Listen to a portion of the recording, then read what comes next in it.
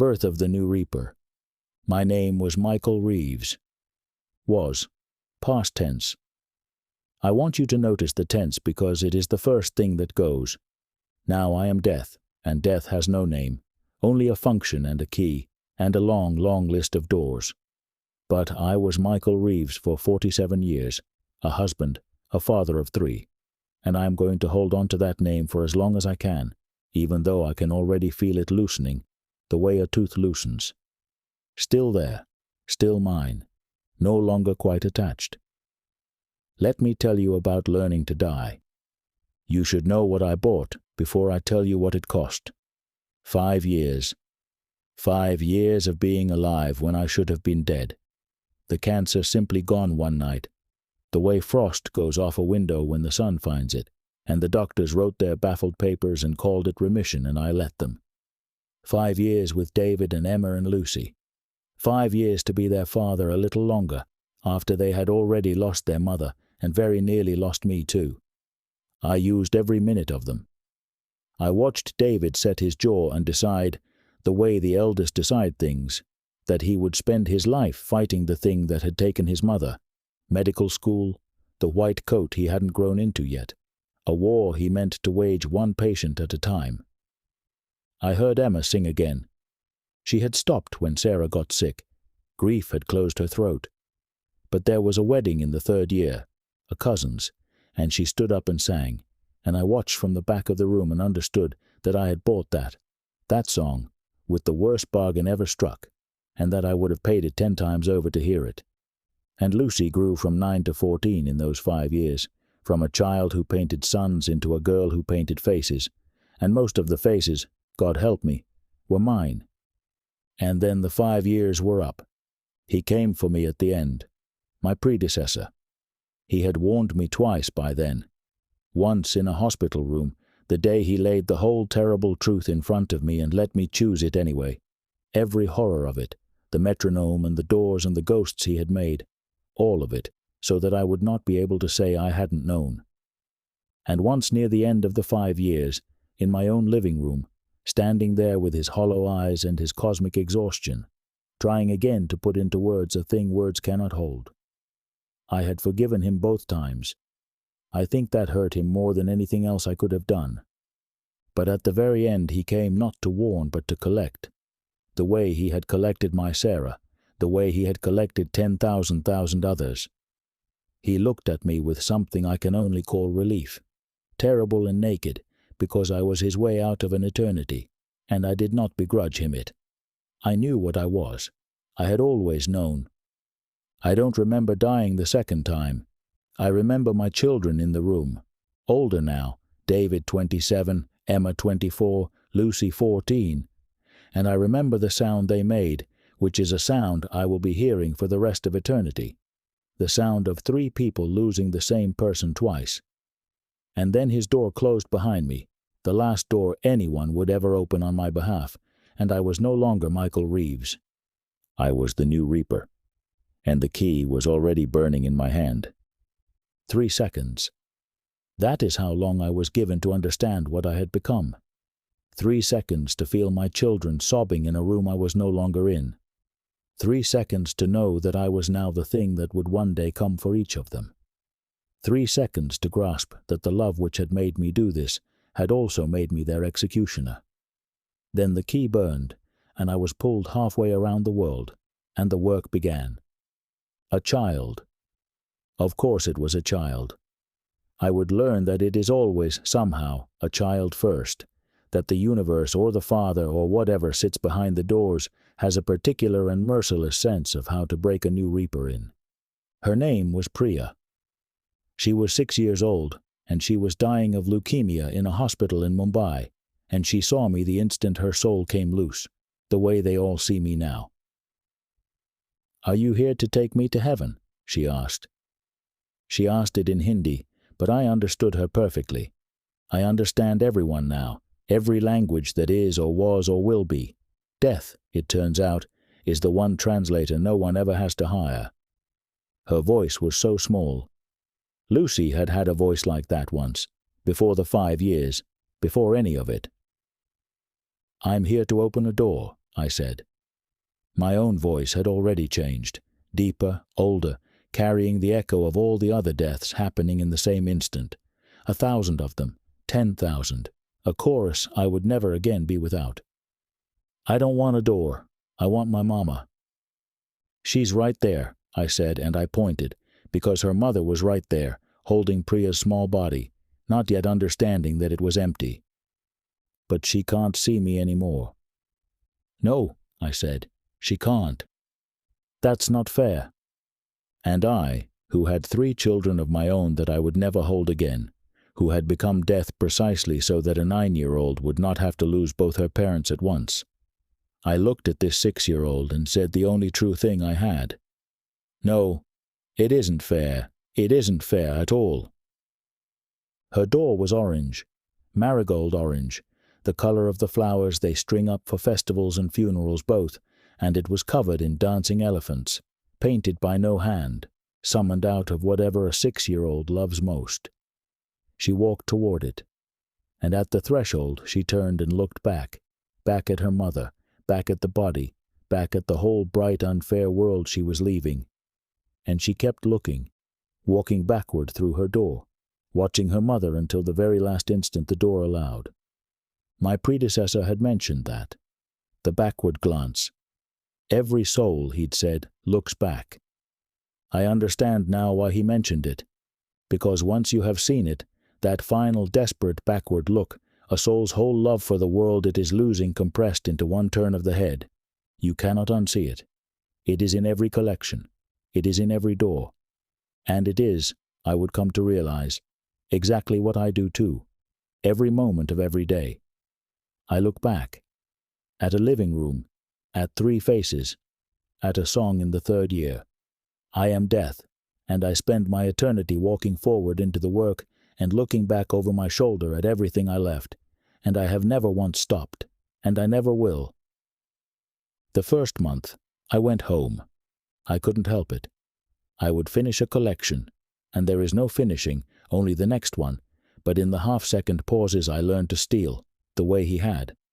And I would let myself be pulled, not by the key, but by something older. Back to the house. To them. I couldn't touch them, couldn't speak, couldn't comfort. I could only stand in the corner, invisible, the way I had once stood invisible in a hospital room while a buyer took his notes, except now I was the one who could not be seen, and watch my children try to build lives in the crater I had left. David threw himself into medicine with an intensity that frightened me. 18-hour days, a refusal to rest that I recognized, because I had taught it to him without meaning to. He was going to outwork death itself. He did not know that death was standing in his doorway most nights, prouder of him than he would ever be allowed to feel, and more afraid for him than any father has ever been. Emma stopped singing again. The wedding had been the high water mark. After I was gone, the throat closed once more, and this time there was no cousin's wedding to open it. I would have given the rest of my eternity. What a thing to be able to offer, and what a thing to have it mean nothing. To hear her sing one more time. And Lucy painted me, over and over, me laughing, me cooking, badly, which I always did, me alive.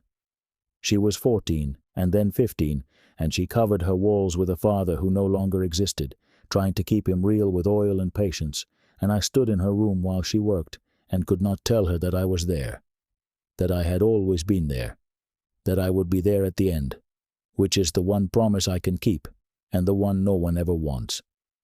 This was the bargain. I want to be clear about it, because it is the center of everything I am now. 5 years with them, for an eternity without them. I had known the shape of it when I said yes. I had not known the weight. No one can know the weight until they are carrying it, and by then it is far too late to set it down. And here is the thing my predecessor never understood about me, the thing that makes us different, he and I. I would do it again. He had been punished into this. He earned his hell, and he told me so himself. The gold, the sin, the soul he sold for a piece of silver. And he carried his guilt the way I carry my key, always, everywhere. But I was not punished. I chose. I looked at this exact eternity with my eyes open, because he had the decency to show me all of it, and I chose it. For a song in the 3rd year. For a girl who would not have to lose both parents at 9. For 5 more years of being a father. I do not regret it. That is my particular damnation, the one he never had. I am in hell, and I would walk back into it tomorrow, gladly, for them. You can be tortured by a thing and grateful for it in the same breath. No one tells you that. I am telling you now. I want to tell you about the ghosts because I learned the truth of them early, and the truth is not what you would think. They were already here when I arrived. That surprised me. I had assumed, the way the living assume, that ghosts were old, that they had always been part of the furniture of the world. They are not. They are recent, as these things go. They have an author. And for a while I was afraid the author was going to turn out to be me. My predecessor made the first of them. He had told me so in that hospital room when he laid the truth out, among all the warnings I was too alive to understand. There had been a time, early in his sentence, when he could not bear it for one more second. The triage, the doors he could not fix, what he had become.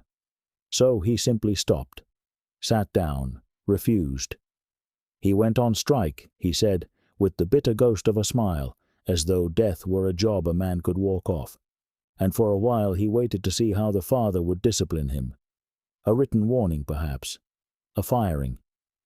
He laughed when he told me that part, and it was not a good laugh. But the Father, he said, does not come down to the ground. There was no discipline. There was only the consequence. The dead kept dying, and with no one to collect them, they stayed. The first ghosts in the history of the world, made not by some ancient curse but by one exhausted man who needed for a few weeks to rest. I have my fingers in a great many things, he told me. That one I am most ashamed of, because it is the only one I chose. I swore I would not add to them. I broke that promise inside a month. Not on purpose, never on purpose. I understood his shame too well to ever choose it. But you cannot be in 1,000 places at once, and the 1,001st death does not wait, and sometimes you arrive a half-second too late, and the soul has already stood up and looked around and found no one there at all. And then there is one more shadow in one more corner, reaching for the living, who feel only a cold spot, a draught, a sadness with no source. So I cannot even claim his guilt. He made his ghosts in one great refusal, a rebellion, at least a choice. I make mine the way you'd lose coins through a hole in your pocket, one at a time, helplessly, never catching the exact moment, aware only of the slow emptying. His ghosts were a strike. Mine are arithmetic. I have stopped trying to decide which is worse. My first free day came at the end of the 1st year. I had forgotten it was coming. He had mentioned it, somewhere in the flood of things I was too alive to hear, but I had not understood that it would apply to me too. 1 day a year, mortal, warm, a man again. I spent it the way I think anyone would. I went to a city far from anyone who had ever known me, and I sat in the sun, and I ate something, and I let myself, for a few hours, be Michael Reeves, and nothing else. And at midnight I died. I had known I would. He had told me that part at least with the bitter little laugh I was only beginning to understand. The mortal day ends the way mortal things end. What he had not told me, what I think he could not bring himself to say out loud, even to the man he was condemning, was what comes after. Because I am death. And when a soul comes loose, death comes to collect it. So I had to collect myself. I stood over my own body on a quiet street at midnight, the way I had stood over 1,000 others that same day, and I waited for my door. I had earned a door, surely. Everyone gets a door. I had been a good man. I had given up an eternity for my children. If anyone in all the world had ever earned a door, I told myself, it was me. No door came. There was nothing for me. Not the gold, not the dark, not up, not down. Nothing, because there is no door for death, though it took standing over my own corpse waiting for a threshold that would never open to teach me. I open the doors. I am not permitted to walk through one. I am the single being in all of creation with nowhere to go, because I am the going itself, the hinge, the threshold, and a threshold does not get to leave. So I did not leave. The key came back into my hand, and the next death pulled at me, and I was death again, and I will be death on every free day until the end of everything, dying at midnight, collecting myself, finding no door, and being poured back into the work. That was the night I understood my predecessor completely. Not the strike, the thing underneath the strike. There is no way out of this, none, except the one he took, the one he offered me at a bedside with hollow eyes. Find a soul, press the wound, pass it on. That is the only door death is ever given, and it is not a door at all. It is another person. I told myself I would never use it. I was 1 year into forever. I had a great many years left in which to find out whether I had meant it. In those first months, I still thought in months. That was my mistake, the rookie error every new reaper must make. I still measured. I counted the weeks since I had become this. I marked, without meaning to, the day that would have been my wedding anniversary, the day that would have been Sarah's birthday. I watched David turn 28, and Lucy turn 15, and I thought of it as time passing, the way the living think of time passing, a river you stand beside and watch flow. It took me longer than I would like to admit to understand that I was not standing beside the river. I was the riverbed. The water of all those years was going to run over me and keep running, long after David's white coat, long after Emma found her voice or didn't, long after Lucy filled every wall she would ever own. I was going to watch my children grow old. I was going to watch them become parents and grandparents, and I was going to be there, invisible in the corner, proud and helpless, for all of it. And then, one day, when each of their dates came due, written and waiting in the ledger, I could already feel I was going to be the one who opened their doors. That is what I had agreed to. 5 years against that. I had thought an eternity without them meant absence. I was only beginning to understand that it meant the opposite. It meant presence. Endless, silent, unbearable presence, at every moment of their lives and at the exact moment of each of their deaths. Forever. So this is the birth of the new reaper. Not a thunderclap, not a transformation in a tower, just a father dead at the end of a bargain, learning the key and the doors and the languages and the long unbearable arithmetic of the work, and learning, too, that the world was already haunted before he came, and that he would haunt it a little more, helplessly, for as long as he lasted. I am death now. I open doors. I take the children first, always. That rule came down to me from him, and it is the one piece of my predecessor I have kept gladly, because it is the one piece of him that was still a father. I watch the backward glance 10,000 times a day, and I understand it because I am giving it to, every second, looking back over my shoulder at a house and 3 faces and a song. My name was Michael Reeves. I traded 5 years for forever, and I would do it again, and it is killing me in a way that death never could. And both of those things are true, and I have made my peace with neither. The rest, the centuries, the children growing old, the doors I will one day have to open for David and Emma and Lucy, the world filling slowly with the ghosts we both made, is still ahead of me. I can feel it coming, the way I feel everything coming now. But I was a father first. I want that written down before the name finishes loosening. Whatever I become in the long dark after this, and I can already feel myself becoming it, can already hear his phrases creeping into my mouth. I was Michael Reeves, and I did it for love, and I looked back. I will always look back. End of episode 6.